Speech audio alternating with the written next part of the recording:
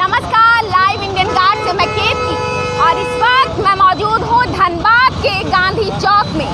जो धनबाद को जानते हैं उन्हें पता है धनबाद के सिटी सेंटर में एक गांधी चौक है और आज ये चौक जो है वो धरना स्थल के रूप में तब्दील हो गया है।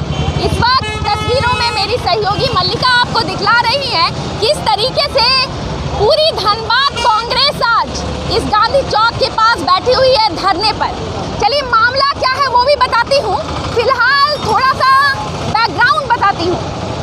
बीते सप्ताह राजनीतिक सरगर्मी जो है वो बढ़ने लगी। अचानक से मार्च के महीने में जून की गर्मी फील होने लगी। राहुल गांधी उनकी सदस्यता पर बात आन पड़ी और दिन ज़्यादा बीते भी नहीं थे, बस लगा था अभी तो शुरुआत हुई है।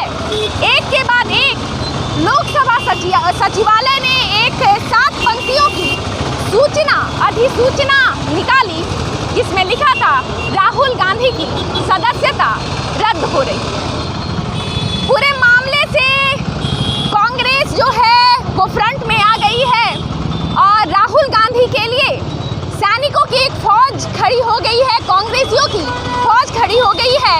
हालांकि इसके बाद मामले में बहुत सारे बयान आए राहुल गांधी की तरफ से भी और इसी क्रम में पुतला दहन धरना प्रदर्शन वो लगातार जारी है।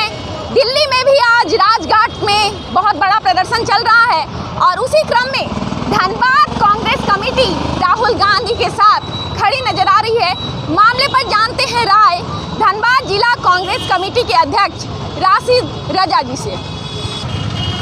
सर, आपसे जानना चाहूँगी, सबसे पहले तो धरने का कारण तो हमें मालूम भी है, फिर भी आप बताइए क्या कारण है। देखिए, कारण आपको मालूम है, फिर भी आपको हम बता रहे हैं कि संविधान लोकतंत्र के साथ साथ जो आप मीडिया कर्मी हैं ये भी खतरे में है। सच्चाई है, अधिकार ख़त्म हो गया ना, सच्चाई बोलने का अधिकार ख़त्म हो गया है। इसी को लेकर करके आज जो है पूरे ऑल ओवर इंडिया में, पूरे हिंदुस्तान में सत्याग्रह के रूप में हर जिला, हर दिल्ली में भी राजघाट में लोग बैठे हुए हैं। तो मेरा देखिए एक साफ कहना है कि हमारा देश जो है अभी आघोषित समझिए एक तरह का ये गुजर रहा है हमारा आपातकाल से, जिसमें बोलने की आज़ादी छीन ली गई है, लोकतंत्र की संविधान की धज्जियाँ उड़ाई जा रही है, लोकतंत्र कहीं पे दिख नहीं रहा है। और इतना बड़ा लोकतंत्र जो दुनिया का सबसे बड़ा लोकतंत्र 150 करोड़ की आबादी है, जिसको नरेंद्र मोदी जी ने अपने चंद लोगों के लिए 2-4-10 अपने मित्रों के लिए पूरे हिंदुस्तान की आवाम को गिरवी कर रखा है। अंधेरे में है सब लोग, अर्थव्यवस्था चौपट है। अब मैं आपके चैनल से एक बात पूछना चाहूँगा कि अगर मैं कोई भी आदमी किसी से पूछता है, मैं आपसे पूछूंगा कि ये मोबाइल कहाँ से लाए, तो ज़रूर बताएंगे कि मैंने ख़रीदा है या फिर किसी ने गिफ्ट किया है। यही छोटा सा एक सवाल सदन में राहुल गांधी जी लगातार कर रहे थे कि 20,000 करोड़ रुपया अडानी जी के पास ये पैसा जो है कहाँ से आया। 20,000 करोड़ रुपया जिसका जवाब देने में बन नहीं रहा था मोदी जी को। और सब जानते हैं, जग जाहिर है कि मोदी जी का और अडानी जी का क्या संबंध है। तो इसी को लेकर करके पुराना केस जिस पे कोई आधार बनता ही नहीं है, छोटा सा एक मामला जो समझ से परे है। हमारे यहाँ वकील लोग भी हैं, वो बोले आज तक 75 साल के इतिहास में ऐसा कभी हुआ ही नहीं है कि इस छोटे से केस में 2 साल की सज़ा और सदस्यता रद्द करा दी जाए।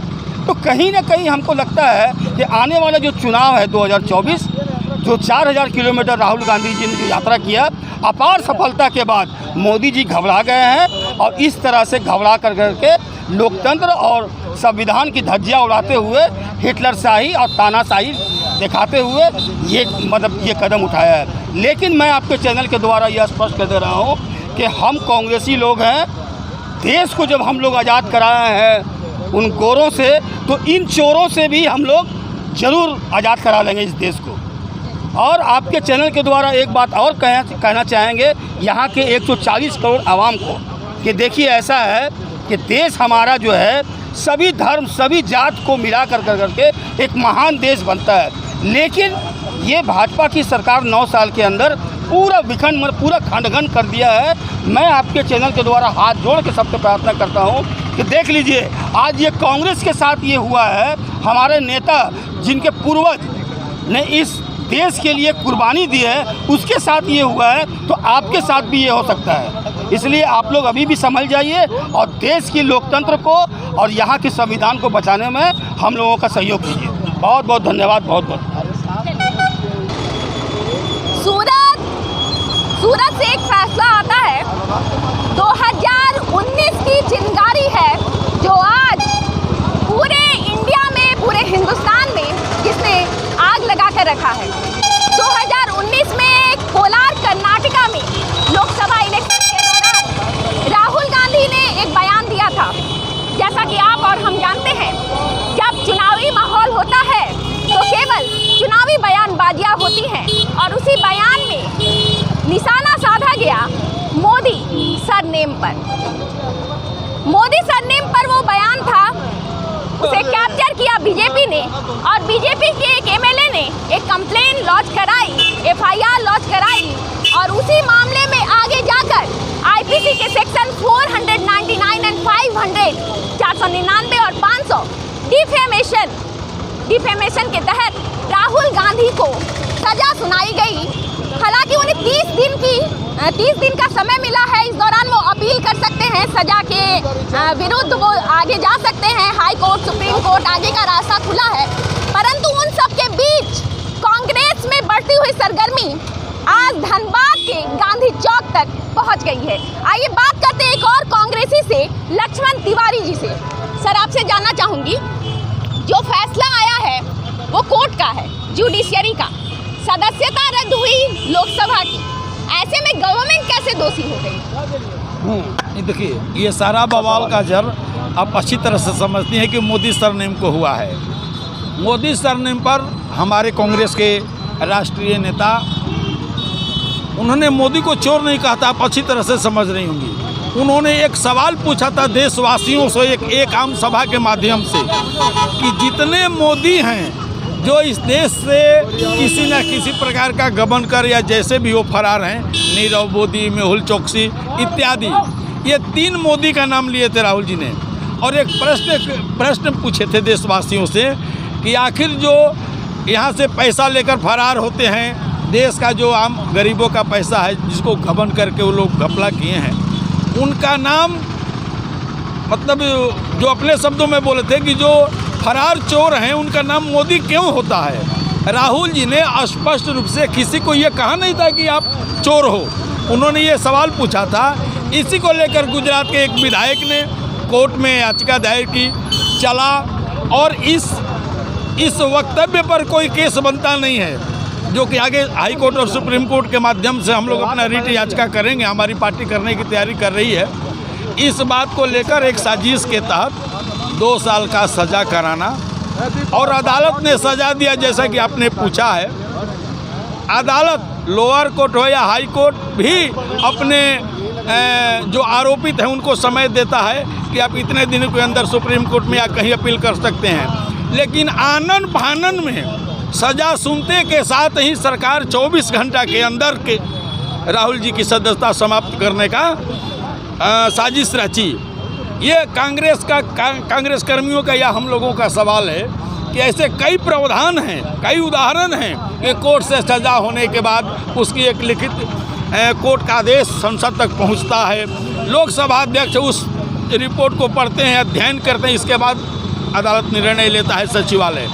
लेकिन चूंकि राजीव गांधी जी माननीय प्रधानमंत्री की जो काली कारगुजारियाँ हैं, जो LIC, SBI जैसे स्वयंसेवी संस्थाओं का पैसा जो अडानी जी के देने का कार्य कर रहे हैं, जिसका विरोध मेरे नेता कर रहे हैं, तो उनका मुंह बंद कराने के लिए आनन फानन में सरकार ने निर्णय लिया कि इनकी लोकसभा सदस्यता समाप्त कर दी जाए। हम लोग उसी कार्य का विरोध कर रहे हैं। सरकार सोचती थी कि राहुल जी अगर लोकसभा के अंदर रहेंगे तो हमारी काली कारगुजारियों का विरोध करते रहेंगे, गरीबों के हक में, किसानों के हक में, महिलाओं की रक्षा के हक में, इस देश की एकता और अखंडता की रक्षा के लिए राहुल जी अब आवाज़ बुलंद करते रहेंगे। इसलिए इनको लोकसभा से हटाओ। सरकार यह भूल गई कि राहुल जी उस परिवार से आते हैं जिनकी कई पीढ़ियों ने इस देश की एकता और अखंडता की रक्षा के लिए अपनी जान की कुर्बानी दी है। राहुल जी ने कहा है कि मैं सावरकर नहीं हूँ, गांधी हूँ, डरेंगे नहीं। हम लोकसभा में रहें न रहें ये कोई मुद्दा नहीं है। देश के कोने कोने घूमकर आपकी काली कालगुजारियों का हम लोग भंडाफोड़ करेंगे और आप जो तानाशाह बने हुए हैं आपकी तानाशाही नहीं चलने देंगे हम लोग इस देश में। इन सभी बातों को लेकर AICC के निर्देशानुसार हम लोग सत्याग्रह पर रहें और भविष्य में भी जो कार्यक्रम हमारी पार्टी तय करेगी हम लोग उसमें बढ़ चढ़कर अपना हिस्सा निभाएंगे। बहुत बहुत धन्यवाद। चलिए, आरोप प्रत्यारोप के इस दौर में हर कांग्रेसी की आवाज हम आप तक लेकर आएंगे।